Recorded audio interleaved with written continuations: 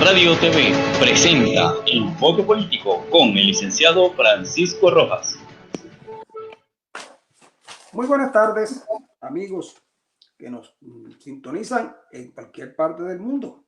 Recuerden que estamos en estilo online y también somos Capitolio Radio, para que usted esté en sintonía de nuestro programa Enfoque Político, que es producido y dirigido por Richard Lizarraga. Hoy vamos a tener una conversación en esta edición especial de Enfoque Político con el licenciado Oscar Bianchi, un venezolano que tiene suficiente información y criterio para orientarnos acerca de la situación política que vive Venezuela hoy. Pero antes de darle pase a nuestro contertulio de hoy, quiero decirles que, oye, como cosa curiosa, Bolívar quería llevar a Venezuela al siglo XIX y Chávez también. Y Chávez efectivamente va a paso de vencedores. Y esto no lo digo porque quiero decirlo, sino porque resulta que uno de los jefes militares de Venezuela, de los tantos organismos que tienen, decidió que se va a cortar, se van a tumbar los árboles y con ello se va a hacer la leña para que los venezolanos, sobre todo la gente de los lados de los Andes, tengan cómo cocinar, porque de verdad que ya gas no hay. A los Andes no llega el gas y no es justo que esa gente esté sin poder cocinar sus alimentos. Y el ejército tendrá la misión de, con hacha y machete, tumbar árboles, cortarlos y suministrarlos a la población, por supuesto. Primero tendrán derecho a la leña los compañeros de partido que tengan el carnet de la patria. Probablemente también haya una leña solarizada y otra leña subsidiada, como es costumbre en este gobierno de los Chávez Maduro. Pues bien, consultando a gente del gobierno sobre esta medida, que a mí me parece una medida cuando menos atentatoria del medio ambiente,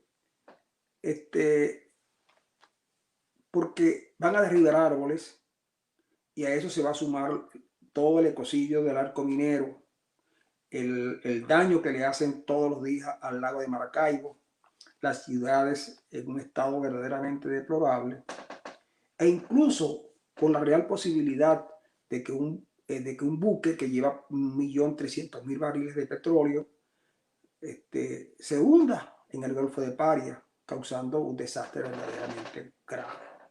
Pero bueno, consultando a gente del gobierno, que no ministro, porque ellos no dan información, me dijeron que no se trataba de nada que tuviera que ver con el gas, porque se supone que Venezuela ya tenía el gran gasoducto del sur y que ese gasoducto del sur iba a ir desde Venezuela hasta los confines de Argentina. Yo me imagino que claro, primero están dándole el gas a Argentina como corresponde y después a los venezolanos, porque tampoco así. Pero también me dijo una cosa que me llamó la atención. Me dijo que los venezolanos se la pasaban protestando por todo. Y entre las protestas más importantes que tenían los venezolanos estaba la de solicitar cosas que ellos estaban pidiendo. Y yo le dije, pero no puede ser. Me dijo, sí, fíjate que últimamente la gente iba a las pizzerías donde se hace la pizza con leña. Ya no les gustaba la pizza con hornos eléctricos ni con gas, sino la pizza con leña. E incluso llegaron a decir que la pizza con leña tiene mejor sabor. Y los que hacen las parrillas también decían la carne en vara en leña. Y entonces el gobierno, dándose cuenta que la población quería estas cosas porque las estaba demandando, ellos decidieron y arrancó por Mérida la propuesta de leña para cocinar, que es la consigna. Y por supuesto esperaremos a ver Ya yo sé que aquí en la Florida hay gente que está enviando su haz de leña para Venezuela. Ya no están mandando leña porque que efectivamente mandan la leña y allá que se arreglan los alimentos. Ya la mayoría de las agencias que llevan cosas a Venezuela están ya apartando para las navidades, estas cosas, y la leña. Porque aquí siempre aquí hay leña porque la gente la utiliza para las chimeneas, sobre todo en las épocas de invierno y tal. Bueno, pues bien, esto lo quería decir antes de conversar con Oscar Bianchi, que es un educador jubilado y que es alguien que tiene mucho que decir acerca de la situación política venezolana. Buenas tardes, mi estimado Oscar Bianchi. ¿Cómo está usted? Bien, bien, buenas tardes. ¿Todo bien? Bueno, aparentemente bien, solo que usted sabe que ahora para tener leña hay que tener burro, Hay que tener burro. porque el que tiene burro amarrado, Ya seguro. leña segura. Pero no se preocupe que nosotros hoy no vamos a hablar de los burros, porque mucha gente puede creer que usted y yo vamos a hablar de burros. No, señor, nosotros vamos a hablar de la política, que es lo que verdaderamente le interesa a los venezolanos, sobre todo en un momento de tanta incertidumbre, que por un lado el gobierno convoca unas elecciones que están en la Constitución, las convocan unas elecciones que son constitucionales, y por otro lado la oposición convoca una consulta de las elecciones del gobierno, porque estas son las elecciones del gobierno, se sabe que van a ser el 6 de diciembre y que ya hay unos cuantos candidatos inscritos, y de la consulta que convoca el gobierno interino todavía no tenemos fecha. ¿A usted qué le parece, que es un buen analista político, qué es lo que está pasando en Venezuela, que todo se está haciendo por duplicado? Bueno, la situación política de Venezuela se encuentra patas arriba. Eso es. Nosotros, desde el sector opositor, no sincronizamos las ideas. Hay que decirlo claramente. La consulta popular, que se quiere ya, que no tiene fecha todavía, solamente se han nombrado las comisiones y se están trabajando con los comités de ayuda de libertad. Se están ahorita recogiendo las propuestas de los estados en cuanto a cuál sería la distribución de los puntos soberanos con que se iban a trabajar en esta consulta popular. Te puedo hacer un recuento, por ejemplo, del 16 de julio de 2017 se hizo una consulta, si se quiere, y ya se tomaron unos resultados que no se hicieron secuentes, o sea, no trajo consecuencia en sí de lo que se pronunció la población en cuanto a esa consulta. Entonces vamos a hacer una nueva consulta, por supuesto. Tiene unos atenuantes nuevos, está avalada por la comunidad internacional, se está consultando con el artículo 70 de la Constitución y todas esas cosas. Pero las circunstancias están dadas para que se dé una consulta popular. Yo creo que la situación ahorita es difícil. Y es difícil porque la situación social del país atenta contra el éxito que pueda tener una consulta. Entre los factores democráticos que están participando, se está manejando que la consulta va a ser de varios días, que es la diferencia del 16 de julio, que fue un solo día. Pero además de eso, se va a tomar un 35%, es lo que se está hablando ahorita, un 35% de manera virtual, mediante página web, mediante la gente pueda decidir contestar las preguntas por la página web, y un 65% en base presencial. Esto pudiera darse, pero habría que revisar cuáles son los pormenores que se pueden presentar para ese proceso. Por ejemplo, es un país donde no hay transporte, no hay gasolina, hay medidas radicales, cuarentena, todos los que ven. Se cae el internet, se cae la electricidad y además de eso, la posición de los colectivos amparados por el gobierno arremeten contra cualquier actividad que haga la oposición. Entonces es preocupante y es de pensar si esto tendrá o no el éxito adecuado. Por ejemplo, yo te puedo decir, por ejemplo, en el estado Zulia, donde yo participé el 16 de octubre del 2017, En esa propuesta se trabajó con 159 puntos llamados puntos soberanos. Y en esos 159 puntos pudimos tener una cantidad de firmas, bueno, que llegó al orden de un poquito menos de 700.000 participantes que avalaron la postulación. Perfecto. Pero ahora las propuestas están en que se haga más puntos o menos puntos. O sea, hay diversas opiniones en ella y todavía no hay el acuerdo de cuáles van a ser los puntos soberanos. Entonces, yo le decía a algunos que me preguntaron que eliminar puntos no era prudente porque alejaría a un elector de un sitio de residencia al punto donde va a manifestar su voluntad. Y con las atenuantes que dije anteriormente, le costaría trasladarse a ese punto.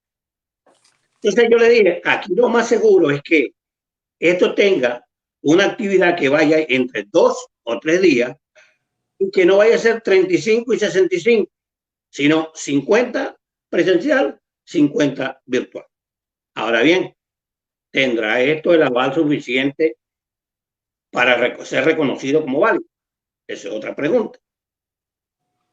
Las preguntas que están dadas ahí, yo fui partidario de oponerme un poquito y pedirle a una comisión que redactara mejor la pregunta número 1. Porque la pregunta número 1 tiene 3 consideraciones.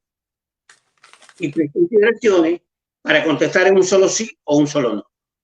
Es decir, en la primera pregunta dice, apoya los mecanismos de presión nacional e internacional para que en el marco de la Constitución se realicen presidenciales. Otra consideración, se ponga fin al régimen usurpador. Y otra, se salvaguarde el pueblo venezolano y la crisis humanitaria, la migración justa y así se garantiza la paz y el bienestar. Son 3 consideraciones para una sola pregunta. Y les decía, yo puedo estar de acuerdo con 2 y no estar de acuerdo con la tercera. Entonces, eso pierde un poquito de legitimidad en cuanto a la pregunta. Yo creo que había que redactarlo un poco mejor. Me dijeron que iban a trabajar sobre eso, que iban a hacer una propuesta para mejorar la pregunta. Ahora, eso es. Oscar, ¿tú crees que qué nivel de utilidad le ves tú a esta consulta? Ahora, esa consulta, lo único que yo veo que va a garantizar es si se da con el éxito que se pide. Los órganos que están trabajando sobre esto, las comisiones que están trabajando esto, aspiran que esta consulta tenga una participación de por lo menos 7 millones de personas. 7 millones. 7 millones es bastante grande. Pero bueno, no todo es imposible en la vida.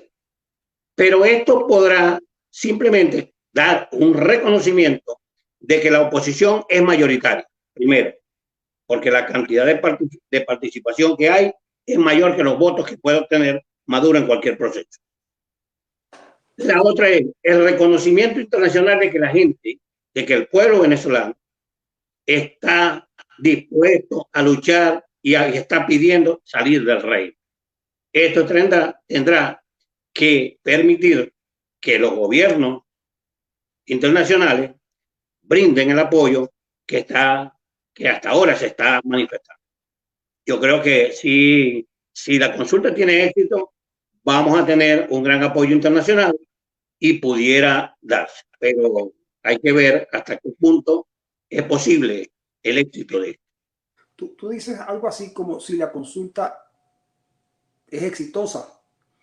Si es exitosa, es algo condicional. Y yo me pregunto, no pretendiendo negar la importancia de la consulta como una manera democrática de solicitarle a la población una opinión sobre un tema cualquiera. Yo creo que eso es muy importante.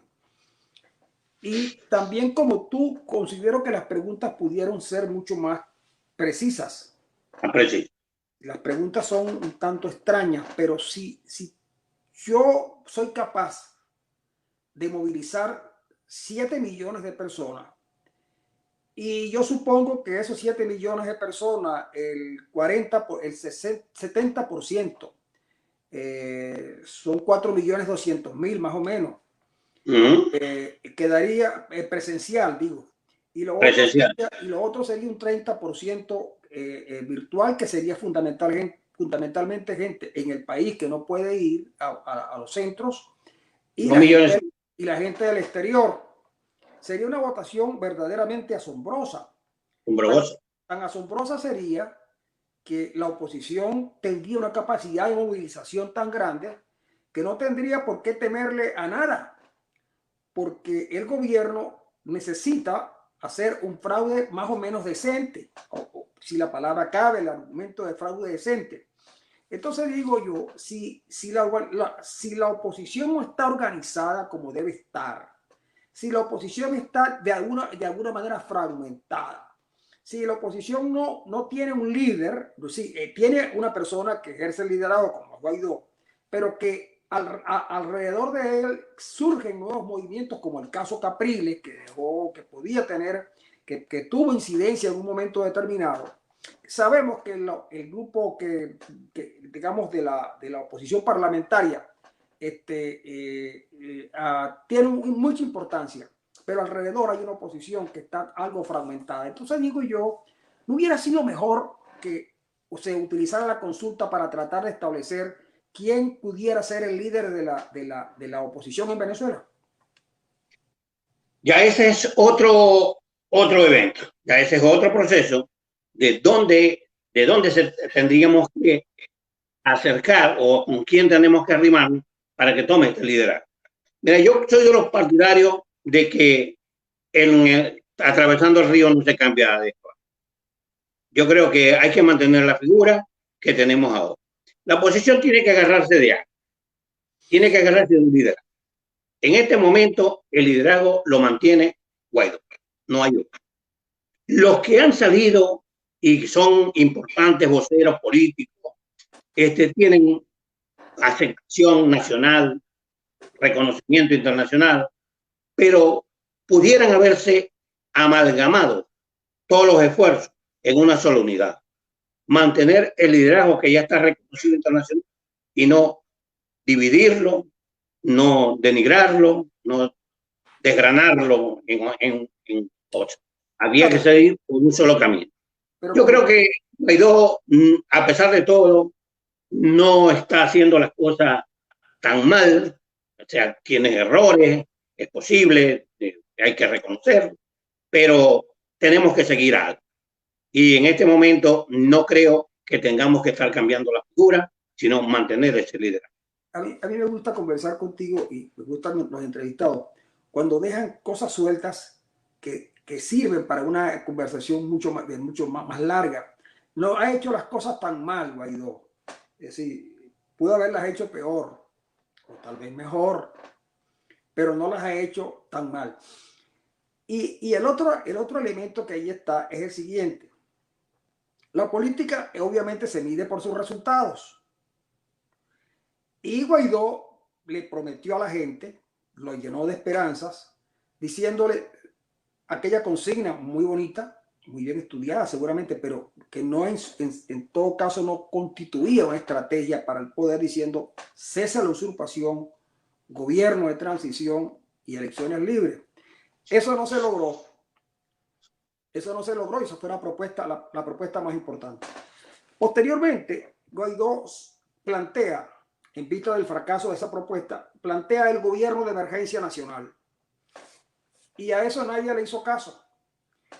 Además de eso, se conocen las intentonas de lograr que el principal soporte del gobierno, que es la Fuerza Armada, todos los esfuerzos que se han hecho han terminado en fracaso, incluido el del llamado 30 de abril del año pasado. El último argumento que manejó Guaidó fue la gran ofensiva democrática. Los que vieron después, mira, ahora vamos a la gran ofensiva democrática, después apareció la parte unitaria, vamos a unirnos, entonces se unen 28 partidos, o 27, o 20, o 30, 27 partidos se unen, con un propósito que a mí me parece loable, pero que en definitiva no termina de plantearle a la gente cómo vamos a salir de esto. Pareciera ser, nos reunimos, nos abstenemos, y después de la abstención, ¿qué? Es la pregunta que se hace a la gente. Mira, yo creo que hay cosas que se deben reservar. no todos los planes se deben ventilar. Yo creo que si el enemigo está avisado, nunca lo vamos a poder derrotar. Entonces, hay cosas que tienen que mantener la reserva, pero mantener el camino de trabajo. Yo creo que cuando Guaidó hizo el llamado a los líderes opositores, María Corina, Capriles, Ledesma, hizo un llamado buscando fortalecer la unidad entre aquellos factores que estaban produciendo división, quebrando la unidad. Ahora bien, ¿logró tener algunas conversaciones con ellos con él? No, porque cada quien aquí tiene, lamentablemente, un interés diferente, una agenda diferente. Quieren salir todos de Guaidó, de Maduro. Todos queremos salir de Maduro, pero cada quien tiene un camino o una vía diferente. Ese es el gran problema. Entonces, mientras no construyamos una sola carretera por donde transitar todos unidos, lamentablemente se está diluyendo la fuerza opositora. Yo creo que Guaidó tomó una ruta después de haberse, entre comillas, no cumplido las 3 etapas que anunció entre el gobierno de transición, las elecciones libres, el cese de la usurpación, porque tampoco es que las cosas se piden y se dan de una vez. Este es un proceso largo. Este es un régimen que tiene más de 20 años establecido, que ha logrado echar raíces, que ha afianzado todo su poder, que se ha fortalecido con las Fuerzas Armadas entre unos negocios que manejan a su antojo, riqueza, todo lo que es y nadie quiere abandonar. Entonces es difícil cuando un régimen está enraizado de esa manera, poderlo sacar de la noche a la mañana. Se necesita unidad, pero se necesita participación también. Sí, y aquí, lamentablemente, por los errores cometidos, por la discrepancia entre los dirigentes, entre los líderes, el pueblo no haya cómo seguir. Y mientras oye a uno y haya al otro, entonces no haya. Mira, yo le estuve leyendo una encuesta a Luis Vicente León ayer y decía que el 62% de la población ya no se identifica ni con el régimen ni con la oposición. O sea, no es ni los factores de uno ni de otro. Eso te da pie a de que ya la gente no quiere creer en ninguno porque no encuentra la vía o el camino correcto para ello. ¿Y por qué no creen? ¿Por qué la gente no cree en la oposición? La gente ha dejado de creer. Primero deja de creer en la oposición porque deja de creer en partidos. Los partidos políticos fueron perdiendo su credibilidad por los intereses y las agendas personales. Todos los partidos, de G4, sobre todo, tienen rabo de paja. Todos han cometido errores, han tenido ambiciones, las negociaciones cuando hay una elección, el abuso de tomar el poder mayoritariamente cada uno de ellos, nos peleamos unos con otros y eso da pie a que la gente no le llegue un mensaje creíble. Porque después que logran algo, un cargo, tampoco lo miran. Y entonces fueron perdiendo cierta credibilidad que ahora, con esta contingencia que está pasando en el país, el enfrentamiento entre los partidos, entre el liderazgo y las opiniones, ya la gente no lo está siguiendo. No está siguiendo a nadie. Yo creo que este es un país, Venezuela es un país que necesita liderazgos nuevos dentro de los partidos, que si tú lo miras, todos los partidos ya son adultos mayores, pero bastante, los que dirigen los partidos. Yo creo que los partidos tienen que buscarse su reingeniería, tienen que reorientar su política interna y tienen que dar paso a nuevos liderazgos para que la gente pueda creer en ellos. Tú decías hace un instante que la mayoría tienen rabo de paja. Y cuando se tiene rabo de paja, hay que evitar acercarse a la candela. Y cuando uno no, y si la candela está allí y uno quiere avanzar, tiene que meterse en la candela, pero si no tiene rabo de paja le va a costar mucho, porque lo más seguro es que al que tiene rabo de paja, por lo menos se le quema el rabo. Ok, pero fíjate que en el caso Guaidó, tenemos que hablar de Guaidó porque es la esperanza de los venezolanos y es el que está allí. Pero a Guaidó se le vence el periodo de presidente de la Asamblea Nacional a finales, al día 5 de enero, él ya no es presidente de la Asamblea Nacional. A cualquier circunstancia. Ahora, elecciones va a haber, elecciones que nosotros sabemos que efectivamente no es que sean fraudulentas, sino que ciertamente no son unas elecciones, porque hay partidos políticos inhabilitados, porque hay dirigentes inhabilitados, porque hay represión, persecución, y porque el gobierno hace uso abusivo de los dineros públicos, en fin, porque no hay transparencia en absolutamente nada, porque el Consejo Nacional Electoral es una suerte de secretaría del Ministerio del Interior de la Presidencia de la República, porque no se sabe cuál es el sistema de votación real, porque hasta ahora no sabemos quiénes son los candidatos, en fin. Pero Guaidó debe llegar para los que van a participar su mandato hasta allá. ¿Cuál es el rol de Guaidó después que haya una elección y como cuestionada, como fue cuestionada la anterior de 2005, se instala el 5 de enero? ¿Cuál es el rol de Guaidó? Nosotros podemos estar haciendo una conjetura de lo que pueda pasar. Si somos realistas, el 5 de enero va a ser un día trascendental para el país. El 6 de diciembre van a haber elecciones. El régimen montó una mesita, cuadró ciertos sectores políticos, les dio las herramientas a algunos para participar, acercó a otros y propusieron ciertas candidaturas. Hasta el rango que hay 14.000 inscritos nominales, inscritos para las elecciones, 107 partidos. Sí hay. Ahora, que no sean partidos, que fueron partidos que fueron, su directiva fue intervenida, se apoderaron de eso, le quitaron a las autoridades sus partidos, a su militancia. Aquí se ha violado la Constitución de todas maneras. Este proceso electoral es el fraude más grande que haya tenido la democracia venezolana desde el punto de vista electoral. Desde el momento en que se eligieron los rectores, se violó el artículo 296, se eligieron 5 principales, 10 suplentes. A partir de ese momento se empezaron a violentar todos los artículos de la LOPE y la Constitución.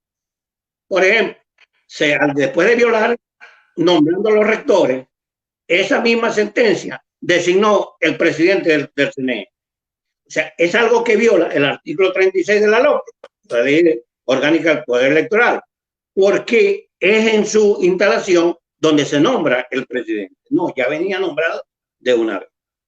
Se violentó el artículo 296-44 de la LOPE, donde se designó de una vez, tajantemente, a quien era responsable de la dirección, supervisión y control de los actos relativos a los procesos electorales. Pero no se quedó ahí, sino que ya instalado el CNE, empieza a violentar ciertas normas. Se violentó el número de cargos a representación proporcional. El 187, número 1, se cambia. Ya no es el 1,1%. Se dio una cantidad. Ya no es los 160 diputados que había. Ahora son 227. Pues, una cantidad exorbitante de diputados. Ya no, mira, ya eso rompe. Yo estuve sacando unas cuentas y estuve analizando con varios de dónde habían sacado para poder que alguna ley o matemáticamente diera 277 diputados. Tuvieron una población de 32.778.056 para tomar el cociente de ahí, que era 360.559. Con eso se iba a aplicar el 1,1%. Pero no hay forma con ese cociente de que dé una representación para tener 277 diputados. Entonces, ahí se violentaron. Se mantuvieron los circuitos, pero después siguieron. El voto indígena. Mira, el voto indígena fue lo peor que haya podido hacer en violaciones de Constitución. Aquí se eliminó el voto libre, el voto secreto, el voto directo. No, ahora se elige a los indígenas, los diputados indígenas, mediante delegados. Eso no está establecido. La Constitución establece que tiene que ser voto directo, secreto. Y esto no se ha respetado. Y aquí no hay quien le ponga pero. Entonces, el cronograma electoral. Chicos, el cronograma electoral ya no hay a qué paso dar. Desde el momento que se hizo la actualización del registro electoral, que era del 13 al 26 de julio, se postergó hasta el 29. Por ahí. Pero no siguieron, nadie sabe cuáles fueron los resultados de el aumento, la actualización de ese registro. Las postulaciones eran del 13 al 26 de agosto. Del 13 al 20 de agosto. Se corrieron hasta el 26 de agosto y después se corrieron hasta el 4 de septiembre. ¿Qué es lo que se perseguía? Dar la oportunidad a que alguien se inscribiera para llevar a cabo este fraude electoral. Mira, la campaña electoral ya la anunciaron.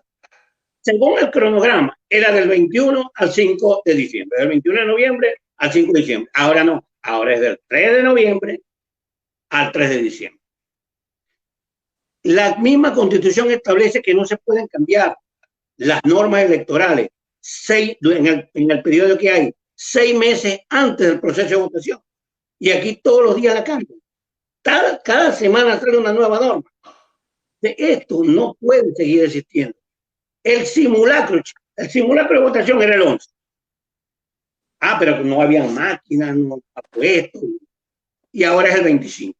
Gracias a Dios, algún día lo van a saber y algún día podrán la gente ver, palpar cómo son el mecanismo de las máquinas electorales.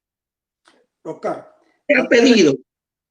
antes de seguir con esta información que nos está dando es muy importante, pero justamente lo que va a ocurrir en Venezuela probablemente no llegue a fraude electoral, porque lo que hay es una situación de un evento que no reúne las condiciones que la Constitución exige. Simplemente eso sí, es un acto. Lo único constitucional es la fecha de las elecciones, lo demás es una violación permanente.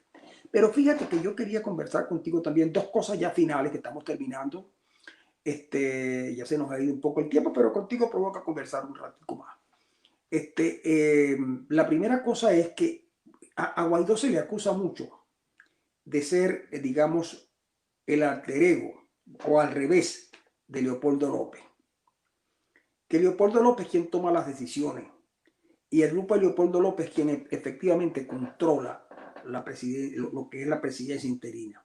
Se sabe de inconvenientes internos entre los partidos y los grupos y tal, porque sienten que Leopoldo tiene una preeminencia en las decisiones. ¿Qué crees tú? ¿Tú crees que eso sea verdad o eso simplemente sea... me contesta rapidito, Oscar, porque estoy ya terminando. Mira, yo creo que aquí se están haciendo muchas opiniones, se están dando muchas informaciones, algunas serán verdad, algunas serán mentiras. Yo creo que Guaidó tomó la iniciativa de separarse de la dirección del Partido Voluntad Popular para aglomerar a toda la oposición. Ahora, no es mentira que Leopoldo López dicte las directrices que hay en Voluntad Popular, igual que Manuel Rosa lo hace en Un Nuevo Tiempo, igual que Juanipa y Borges lo dicen en PJ, igual que Henry Ramos lo dice en AD. Pero ese conglomerado de opiniones es el que trae las consecuencias de que Guaidó no pueda tomar una sola decisión. Porque yo creo que esa divergencia de opiniones que conglomeran ahí en ese encuentro, en el gobierno interino, es la que hace mella para que haya una sola dirección. Pero yo creo que Guaidó, bueno, se pudiera decir, el alfil de Leopoldo, lo tiene sometido y tal, pero esas son conjeturas que yo no me voy a hacer eco, porque no creo que sean totalmente ciertas. Bueno, muy bien, con esto ya quiero preguntarte algo que sé que tú, que eres un estudioso de la política, que me digas, ¿viste el debate anoche? Sí. ¿Quién ganó el debate según tu criterio? Mira, antes de darte esa respuesta, te voy a decir una cosa. Los electores actualmente en Venezuela debieran estar revisando en dónde fueron a votar. Con la última modificación que hicieron de 199 centros de votación en 19 regiones, la gente ahora no sabe de esos centros dónde fue a parar. Entonces, eso hay que tener cuidado con eso. Yo creo que el debate ayer, como dice la mayoría, ganó la moderada. Yo creo que es un debate y voy a emitir una ofensiva. Yo creo que los debates de Estados Unidos son menos didácticos que los debates que han habido en Venezuela. Porque yo he visto debates en Venezuela, incluso desde Lucinchi con Caldera y todo, donde se exponen programas alternativos. Aquí no. Aquí lo que hubo una carta de acusaciones y de ofensa y señalamiento que nadie prueba, porque al final nadie está probando nada. Yo creo que un poquito inclinando el resultado, yo creo que Trump salió mejor que en el primer debate. Yo creo que en este salió mejor que en el primero. O sea, que el primer debate lo perdió Trump. Yo creo que sí. ¿Y ganó el segundo? Yo creo que el primero, su actitud lo hizo caer en disposición ante el electorado. Yo creo que esta, sobre todo con las medidas económicas, fue muy importante. Mira, esto de que el petróleo hay que desaparecerlo me parece inaudito. Antes de preguntarte, de hacerte la pregunta crucial, ¿por qué los venezolanos, según he podido constatar, están mayoritariamente al lado de Trump? Bueno, la mayoría piensa o lo tienen en la semblanza de que Trump es el que va a rescatar, va a ser el paladín de Venezuela, el que va a rescatar la democracia en Venezuela. Y miran con desconfianza a Biden por ser acusado de socialista, va a ser una persona que va a tomar con más diplomacia y tendremos a Maduro por mucho tiempo si Biden fuera presidente. En cambio, las medidas de Trump pudieran ser más enérgicas. Ahora, a un buen conocedor de la política en Venezuela y un buen lector, ¿tú crees que a Biden lo podemos llamar el camarada Biden? Yo creo que se va a acercar bastante. Se acercaría bastante el camarada Biden. Incluso ya ellos lo han dicho. ¿Como cuántos ellos van a mantener las buenas relaciones con otros? ¿Como cuántos presidentes demócratas ha tenido Estados Unidos? Unos cuantos, ¿verdad? Sí. Y una cosa a veces, ¿tú no crees qué piensas tú en la acusación de que Biden es castrocomunista? Se le dice castrocomunista y que es un señalamiento que me parece exagerado a todo el que tenga ideas socialistas. Esa es una definición que le arriman a todo el que tenga visión socialista. Bueno, un error. Ahora algunos venezolanos también han dicho que Trump tiene mucho parecido con Chávez. Por supuesto que no es lo físico, pero dicen que es muy parecido a Chávez. Pero ya ahora sí, Oscar, para terminar esto, ¿quién crees tú que va a ganar la elección? Trump. Muy bien. Bueno, amigos, se nos pasó el tiempo rapidito. Fue muy interesante esta conversación con Oscar Bianchi sobre este tema. Hay muchos temas que podemos seguir conversando a lo largo de estas próximas semanas. Ya sabe usted que nosotros estamos en estilo online y somos Capitolio Radio. Por supuesto, puede seguirnos en directo en Facebook y allí sigue el link para que usted pueda volvernos a ver si quiere, y si no, pues si no lo ha visto, no tuvo la oportunidad, puede vernos ahora. Nosotros regresamos el martes con otro invitado para seguir hablando de la política en Venezuela.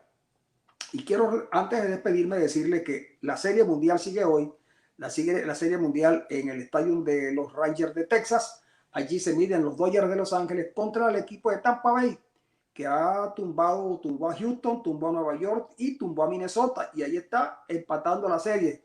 Esta noche vamos a ver un gran partido, ya el partido comenzó, y mañana, creo que es mañana, el Real Madrid, el gran Real Madrid, el equipo más grande que ha conocido la humanidad, jugará contra un equipo de provincia, contra el Barcelona de Neymar, digo de Messi.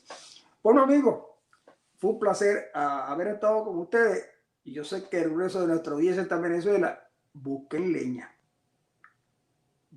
leña porque si no, no van a poder cocinar. Ahora, yo no sé cómo se cocina con leña en los apartamentos, pero ya eso es asunto suyo. Amigo, ni el burro. Les habló Francisco Rojas en compañía de Oscar Bianchi y, por supuesto, en Enfoque Político con la dirección y la producción ejecutiva de Richard Lizarraga, quien es el que hace posible que nosotros nos acerquemos a conversar con tantas personalidades, no solamente de Venezuela, sino en cualquier parte del mundo. Ya lo sabe usted por Estilo Online. Hasta luego. Y esto ha sido todo por hoy en Enfoque Político con el licenciado Francisco Rojas.